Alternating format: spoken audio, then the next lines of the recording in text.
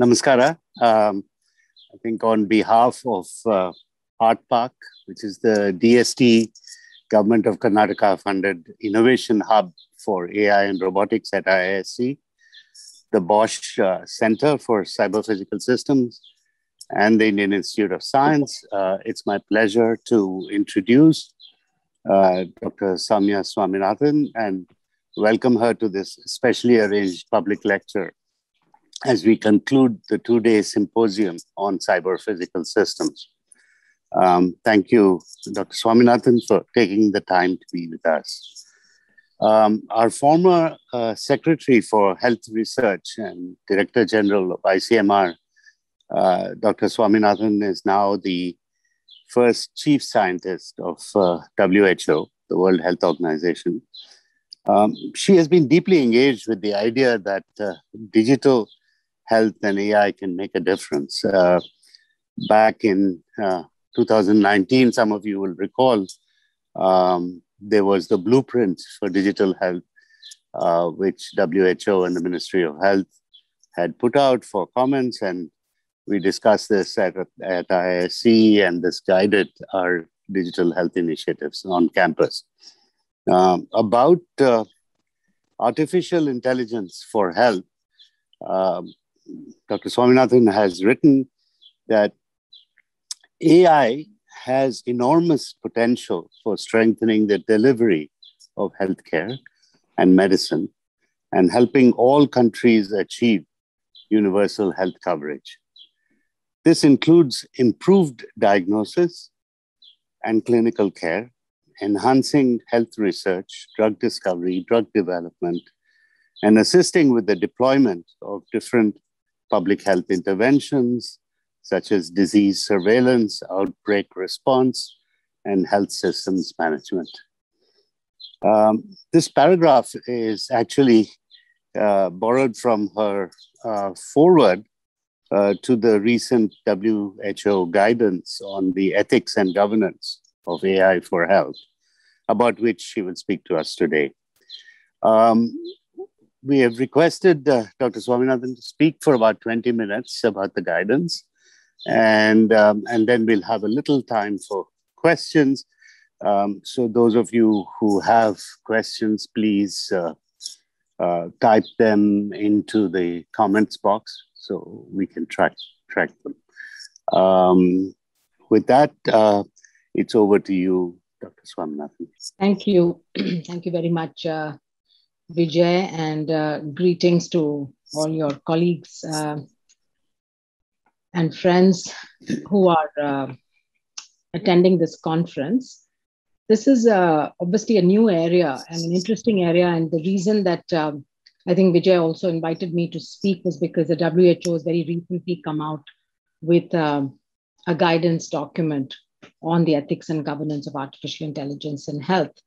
And Vijay was mentioning this, the foreword to this document, in which we have also quoted Stephen Hawking, who said that our future is a race between the growing power of technology and the wisdom with which we use it. This quote from the famous physicist reminds us also of both the opportunities and challenges that new technologies bring to the health sector, but also beyond the health sector. I think all sectors today are impacted by artificial intelligence to a greater or lesser degree. The WHO created a science division in 2019, and it was essentially done to harness the power of science and technology and innovation, and to make sure that WHO remains at the cutting edge of science, but also that we leverage all of these new technologies, which include AI, but also things like gene editing and gene drive technologies, epigenetics, the power of big data, machine learning, and all of that, in order to all of which actually pose, they have transformational opportunities, but also could pose risks to people. In particular, I think that's what I want to focus on today. I have a presentation that I'm now going to share with you, and then we can. Why did we pick on this topic? Because I don't need to tell this group, I guess, that AI is a very fast-growing sector, trillions of dollars, and that it has numerous health care applications, that it offers opportunities to strengthen healthcare, health research, drug discovery and development, improve diagnosis, timely public health surveillance, and particularly in areas of the world where there is a shortage of healthcare personnel and specialists, AI could fill some of those gaps. But it also poses significant ethical challenges and could undermine human rights protections. And we've seen during the COVID pandemic that there were many applications that were used by countries, particularly those around contact tracing, that were operated in different ways in different countries, some of them with more and some with less regulations around privacy and confidentiality. So WHO, of course, is uniquely placed to both identify how AI can maximize countries' efforts to achieve universal health coverage while ensuring human rights and ethics are at the center of the design and deployment of AI for health.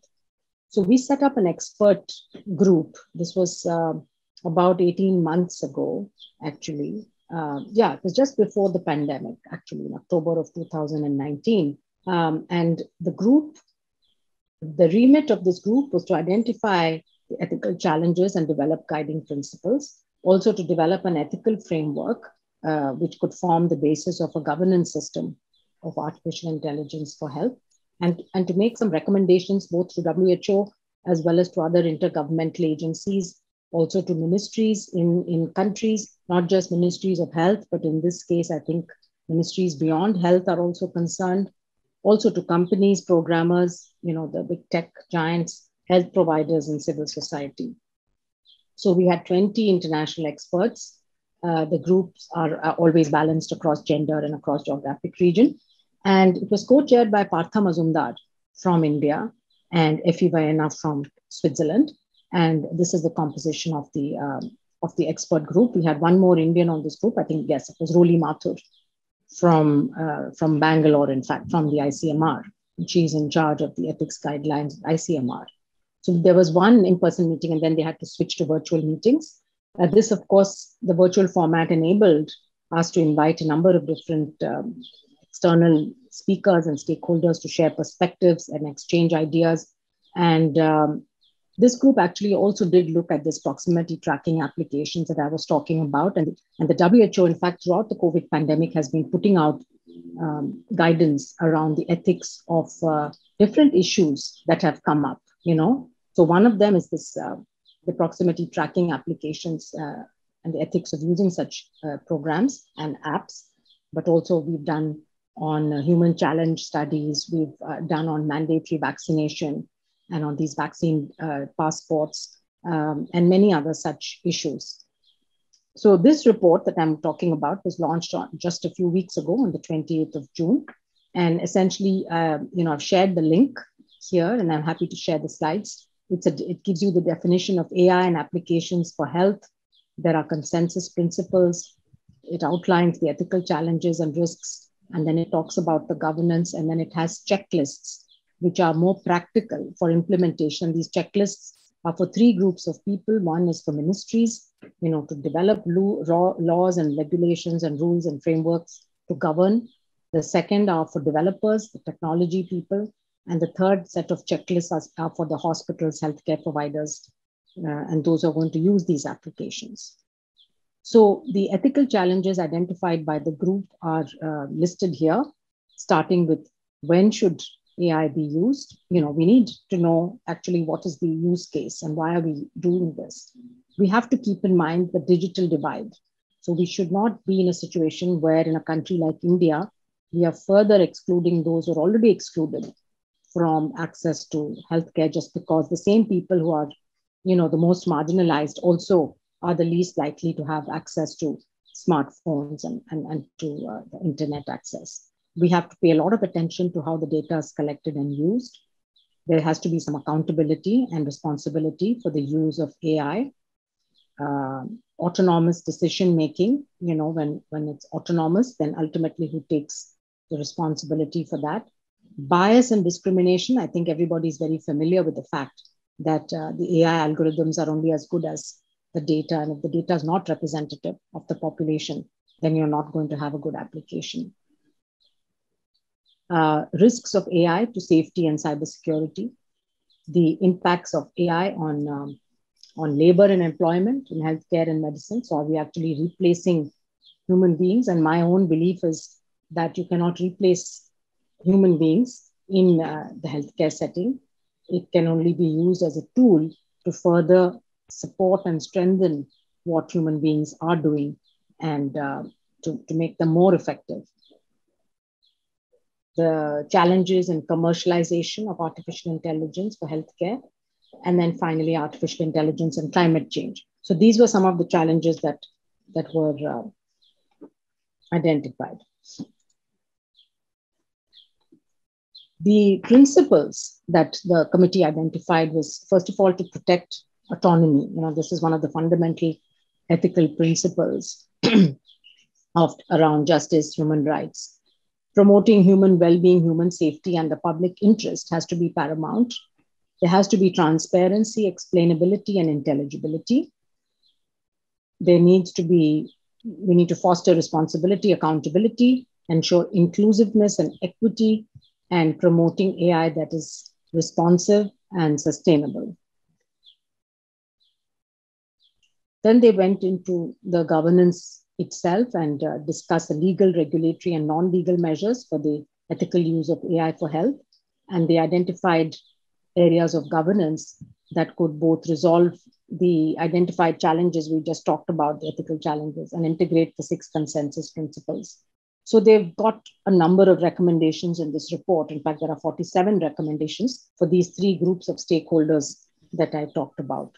And just to give you an example, one for designers would be that you have to design AI systems to perform well-defined tasks with accuracy and reliability necessary to improve the capacity of health systems and advance patient interests. So we don't want to use an AI-based tool which is not enhancing the efficiency or the efficacy and safety of something, whether it could be automated X-ray reading algorithm, it could be reading pathology slides, it could be doing other kinds of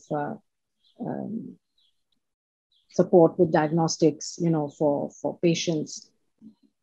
But this is something that designers need to keep in mind, and it needs to be tested. Then they say what governments should do, and that's around, of course, having the laws, the policies, the frameworks to govern this, and to have a system whereby you provide the country, the government should provide the guidance to developers, but also very importantly, we need the regulatory systems. So particularly when we're talking about medical devices, and this is an area of work that I think WHO would also like to pursue, is to have this conversation with the medical device regulators to say how you would approach a new device that was based on AI.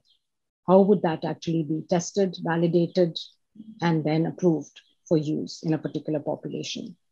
And in fact, this is coming because we are involved in the development of there are several tools, in fact, for the detection of cervical cancer using AI to actually do the reading of the pictures that the camera is taking, of the cervix of the woman. And clearly the algorithm has to be trained. And if you're going to have differences in this performance between countries, then this is something that the regulators absolutely need to be aware of.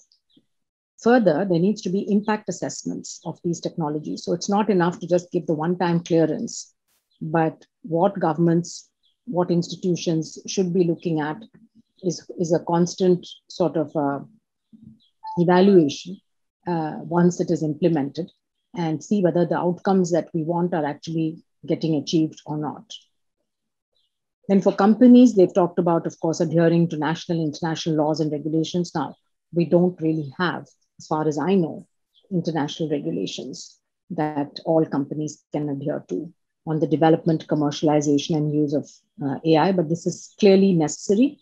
And again, this is an area of work for WHO with UNESCO and other partners who are interested in this area. Of course, UNESCO has a much broader remit. WHO is interested mainly in the health applications. And then, of course, our member states are very interested in this. And what's happening now is that clearly the high-income countries have thought about this and have brought in rules and laws around data protection and how they're going to regulate these things. But the low and middle income countries really have not had the time to sit and think about this or to put in place systems. So we would like to really work with the lower middle income countries to ensure that the development and particularly the diffusion of AI technologies is in accordance with the ethical norms, human rights protections, and legal obligations. And in fact, I was just discussing with my colleague earlier today about whether we should actually be developing a model legislation for countries instead of asking every country to develop something. We could maybe help support that. And so when you look at our document, obviously I've given a very high level overview, but there's a lot of detail, a lot of context, and a lot of additional information in this document.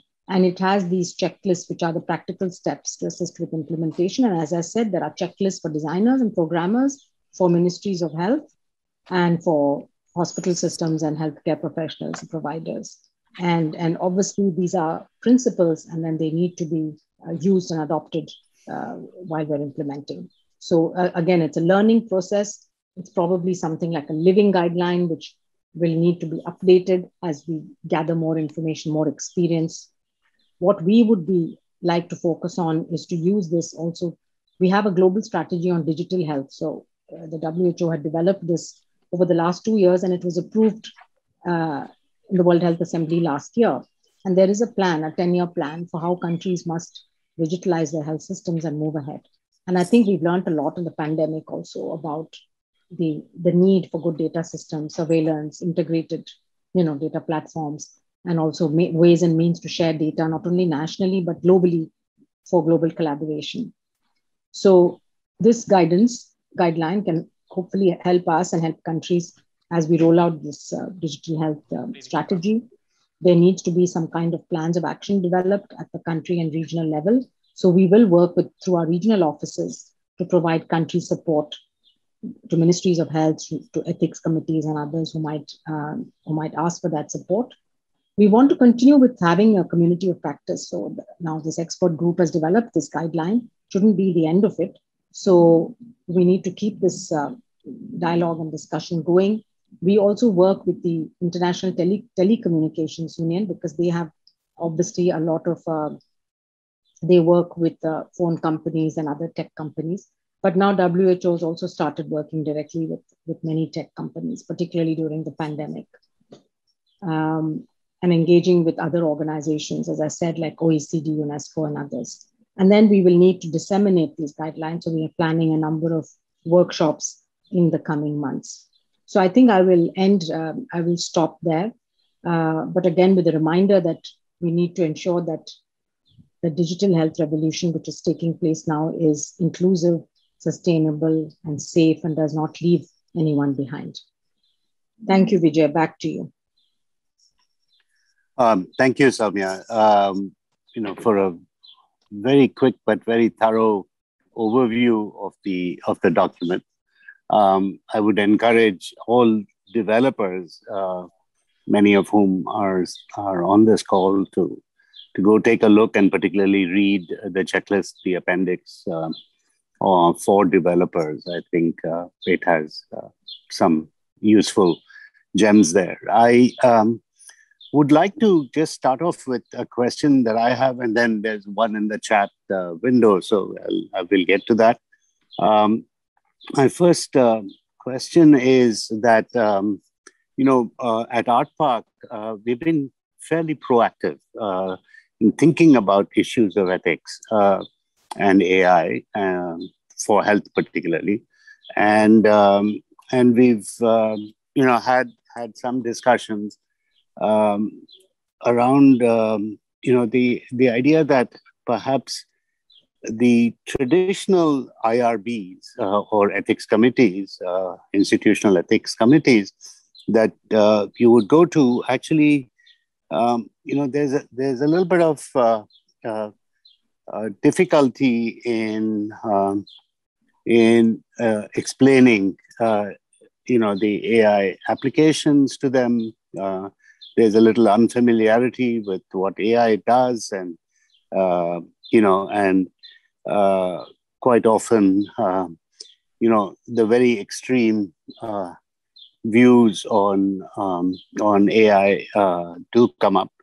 Is there a guidance for setting up the right kind of IRBs for reviewing AI for health proposals? Would it actually make sense to set up our own IRB, or has WHO given this issue any thought, right? Or the expert committee, right? Yeah. So, I think that's a really great question, Vijay. Obviously, I think people have only started now thinking about this issue.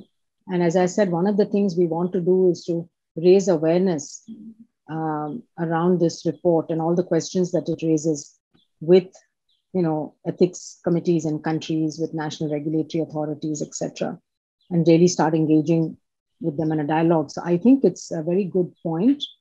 And I will talk to my colleagues about what we can do, but through our network of ethics committees, perhaps come up with some guidance, because traditionally ethics committees may not involve people with this expertise in this field, Right. So right. Now that health ethics committees need to start looking at this topic, they need to include people with this. They could be included on an ad hoc basis, or I don't think you should have a separate ethics committee, but should be expanded with the necessary expertise.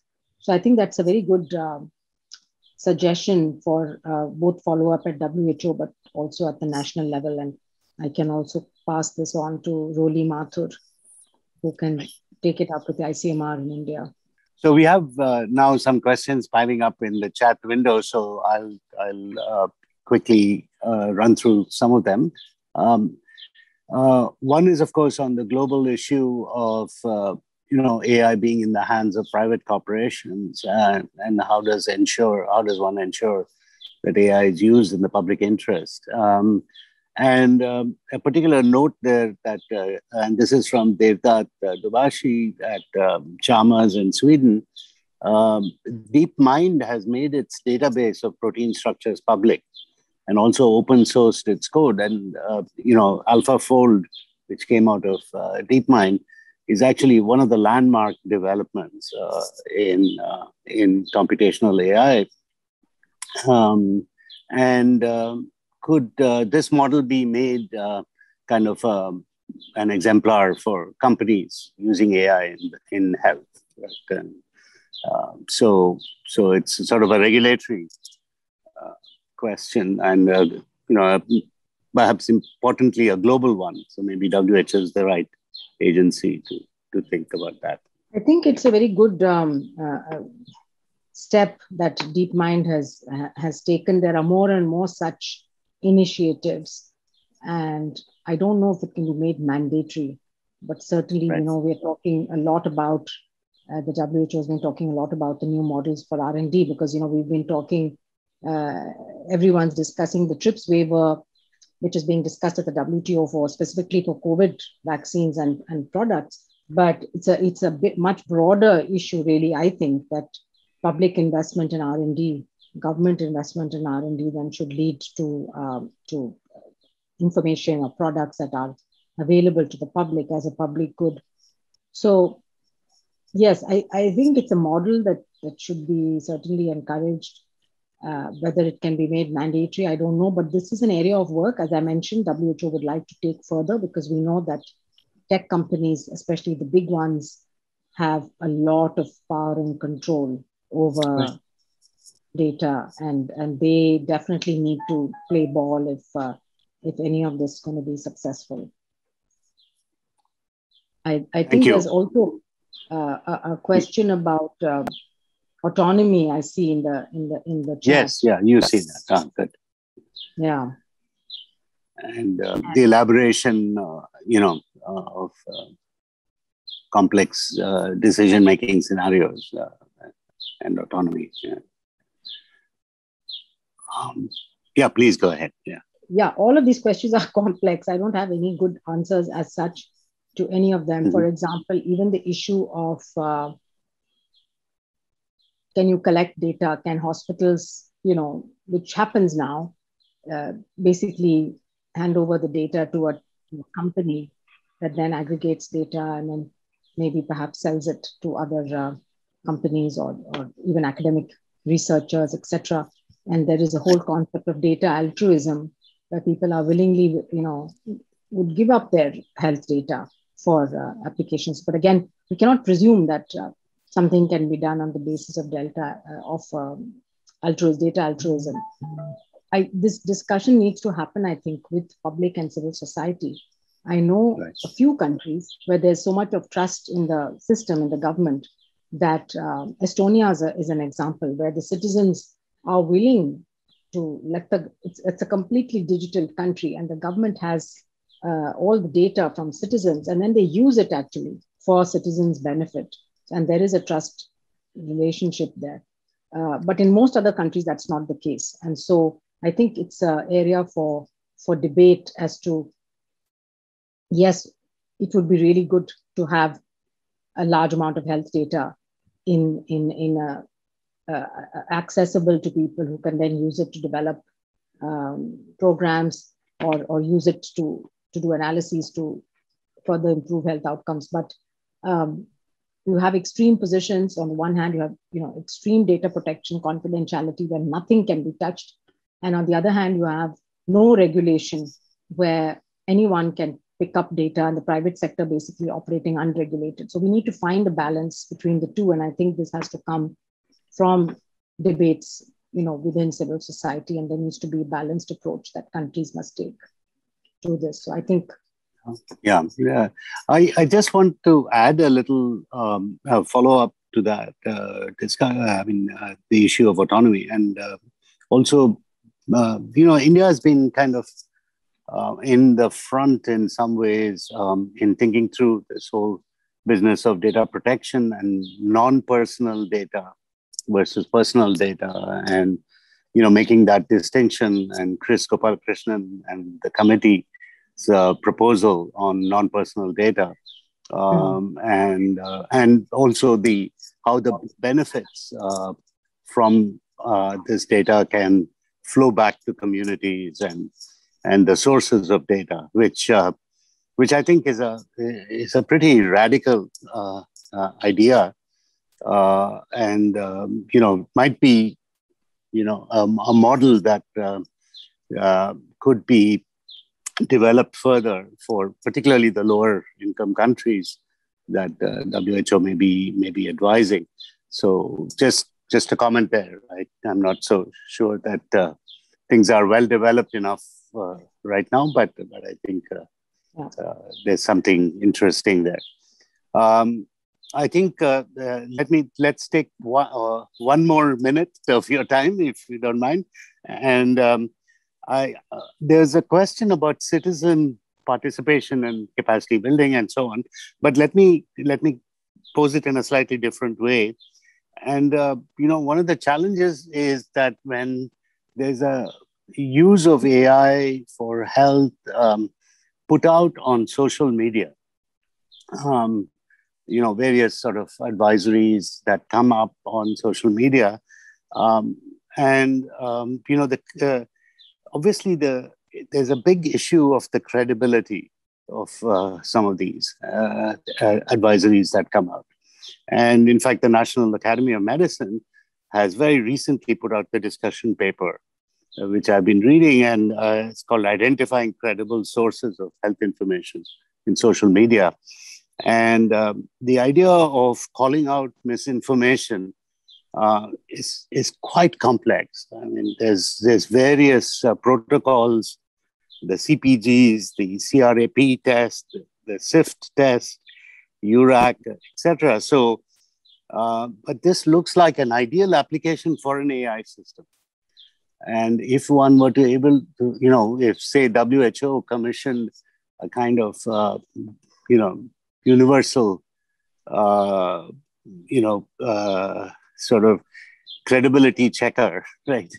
which could be could be revised from time to time, of course, and but that might actually be one way in which kind of standard on this, because some of it is very dangerous, which is, we all know that you'll get some really crazy advice on social media, and that could really harm people.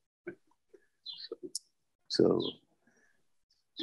any thoughts on that? Yeah, we have been faced with that, of course, quite a bit. Right. It was always there, but it really, I think, reached epic proportions during the pandemic, just because of the number of people who are out there on social media, and so the term infodemic was coined. Right. And in fact, there was a big infodemic conference that was organized here, and it was about communicating science, but also about this question of credible information versus not. There isn't an easy way. We have been engaged. So what we do is we scan social media and report to YouTube or Facebook or Twitter, whichever platform it is, anything that we see as misinformation, we flag it. And all of these tech companies have committed to removing misinformation. So they have their own systems in place for screening. Right. Yeah. And I'm not sure what algorithms they use, but we also get back to them, and then they remove that immediately when it's flagged by WHO as not being credible or being misinformation. But I think what you're suggesting is that we develop some kind of a diagnostic for misinformation, a metric. Exactly. So a kind of an expert committee approach to building such a system. Of course, we could involve DeepMind and groups like that, which could be very helpful. But it would. Yeah. I think to have more citizen participation. Right. More citizen participation. Yes. Right. And yes, I think that's worth thinking about. Of course, it would go across a range of technical topics. So, pandemic is okay. It's just one topic. But otherwise, vaccine hesitancy is a big one now that we're having to deal with. But a lot of anti-science information out there, really confusing people. So I think it's, it is something for the future. We have to be, as I say always, this is the first pandemic in a social media era. And so we're having to deal with these new challenges, which we did not in the past, of this misinformation just spreading around the world so quickly. And in fact, it always spreads faster than, credible information. So it is a very big challenge. And we identified it as one of the top global health challenges, actually, way back before the pandemic in 2019. So good area to work on. Right. So, the questions are flowing fast and furious now in the chat box, but, I am cognizant of your time. So I think with your permission, Soumya, we'll capture those questions and maybe send you a mail, and perhaps someone from your office could respond. That would be very helpful. I think with that, maybe, I'd like to thank you for taking the time. And I think, I think more people need to get to know about this, comprehensive document that your team has put out, and I'm sure this will become kind of a landmark guidance that the AI developer community is who we really deal with largely, and hopefully there's there is some awareness on the ethics and the governance issues that comes into most of these groups now with this. So thank you very much, and for taking the time, and we'll be in touch. Thank you.